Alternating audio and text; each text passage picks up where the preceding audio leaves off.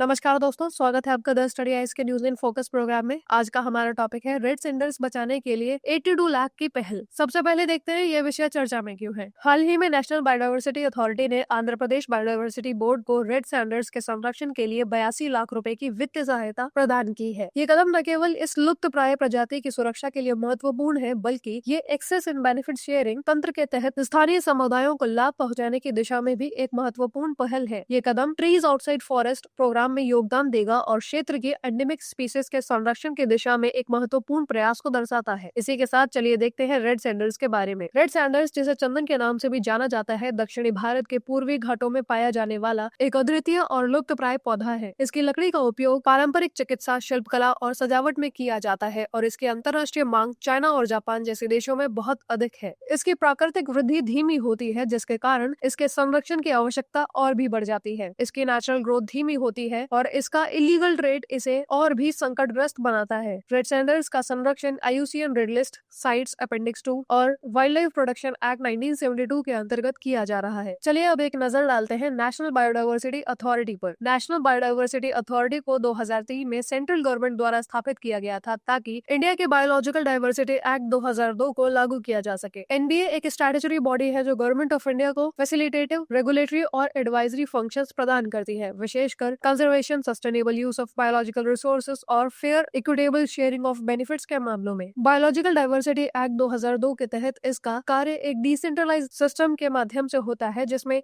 NBA central government को biodiversity के संरक्षण, इसके कंपोनेंट के सस्टेनेबल यूज और बायोलॉजिकल रिसोर्सेज के यूटिलाइजेशन से होने वाले लाभों को इक्विटेबल शेयरिंग पर सलाह देता है। इसके अलावा NBA स्टेट गवर्नमेंट्स को एडवाइस करती है ताकि वे हेरिटेज साइट्स के रूप में बायोडायवर्सिटी के महत्वपूर्ण क्षेत्रों का चयन कर सके और उसके मैनेजमेंट के उपाय कर सकें। NBA का हेडक्वार्टर चेन्नई, तमिलनाडु में स्थित है और यह अपनी मैंडेट को अथॉरिटी, सेक्रेटेरिएट, SBBs, BMCs और एक्सपर्ट कमिटीज के माध्यम से पूरा करता है। इसी के साथ चलिए एक नजर डालते हैं ट्रीज आउटसाइड फॉरेस्ट कार्यक्रम पर। ट्रीज आउटसाइड फॉरेस्ट प्रोग्राम का उद्देश्य वन क्षेत्रों के बाहर वृक्षारोपण को बढ़ावा देना है। ये कार्यक्रम किसानों और समुदायों को वृक्षारोपण के माध्यम से स्थानीय आजीविका के अवसर प्रदान करता है। NBA की 82 लाख की सहायता से रेड सैंडर्स के 1 लाख पौधों का उत्पादन किया जाएगा, जिन्हें किसानों को वितरित किया जाएगा। इससे न केवल रेड सैंडर्स की संख्या में वृद्धि होगी, बल्कि किसानों को अतिरिक्त आय का स्रोत भी मिलेगा। इसी के साथ चलिए देखते हैं आपका आज का अभ्यास प्रश्न। रेड सैंडर्स के संरक्षण से संबंधित निम्नलिखित कथनों पर विचार करें। कथन 1, नेशनल बायोडायवर्सिटी अथॉरिटी ने आंध्र प्रदेश बायोडायवर्सिटी बोर्ड को रेड सैंडर्स के संरक्षण हेतु 82 लाख की वित्तीय सहायता प्रदान की है। कथन 2, रेड सैंडर्स का संरक्षण केवल वाइल्ड लाइफ प्रोटेक्शन एक्ट 1972 के तहत किया जाता है। उपरोक्त में से कौन सा या से कथन सही है या है? ऑप्शन ए केवल एक कथन सही है, ऑप्शन बी केवल कथन 2 सही है, ऑप्शन सी दोनों कथन सही है, ऑप्शन डी दोनों कथन गलत है। अपना उत्तर हमें कमेंट करके अवश्य बताएं। धन्यवाद। जय हिंद, जय भारत।